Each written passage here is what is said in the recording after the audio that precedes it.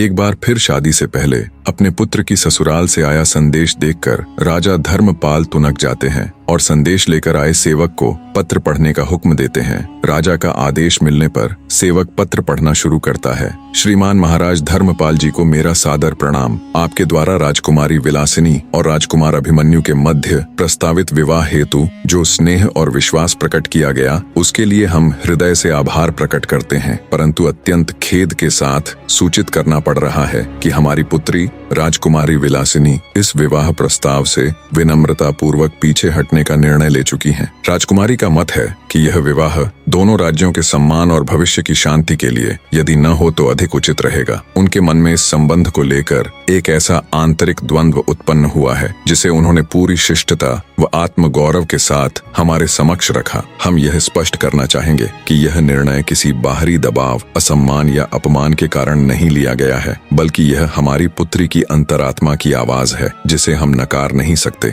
हमें पूर्ण विश्वास है कि आप हमारे इस निर्णय को सम्मान देंगे और दोनों राज्यों के मध्य सौहार्द एवं मैत्रीपूर्ण संबंध पूर्ववत प्रगाढ़ बने रहेंगे। आपका सदा शुभ चिंतक महाराज रत्नवर्धन सिंह। ये खबर सुनते ही राजा धर्मपाल के पैरों नीचे से जमीन खिसक जाती है। विवाह की सारी तैयारियां हो चुकी थीं, पर अब अचानक ये मनहूस खबर। ये दूसरी बार था जब उनके बेटे के विवाह में अड़चन आई थी। राजा धर्मपाल अपने सिर को पकड़कर गहरी चिंता में चले जाते हैं। दूसरी बार घटी इस दुखद घटना के कारण राजा धर्मपाल दुखी हृदय से ये सोच ही रहे थे कि पता नहीं उनके पुत्र के साथ ही बार बार ये सब क्यों हो रहा है। इतने में दरबार में ही मौजूद राजकुमार अभिमन्यु उठकर उनके पास आते हैं और गुस्से से कहते हैं, देख लिया पिताजी, हम तो आपको पहले ही मना कर रहे थे और कह रहे थे कि अगर हमारे भाग्य में विवाह सुख होता तो हमारी पहली पत्नी मरती ही नहीं, पर आप किसी की सुने तब ना। अब बस बहुत हुआ ये सब। अब अगर फिर से आपने मेरा विवाह करने की कोशिश की तो आप मेरा मरा मुंह देखेंगे। इतनी बात कहकर गुस्से और दुख के मिश्रित भावों के साथ राजकुमार अभिमन्यु पैर पटकते हुए दरबार से चले जाते हैं। इधर राजकुमारी तारा भी प्रतापगढ़ पहुंच जाती है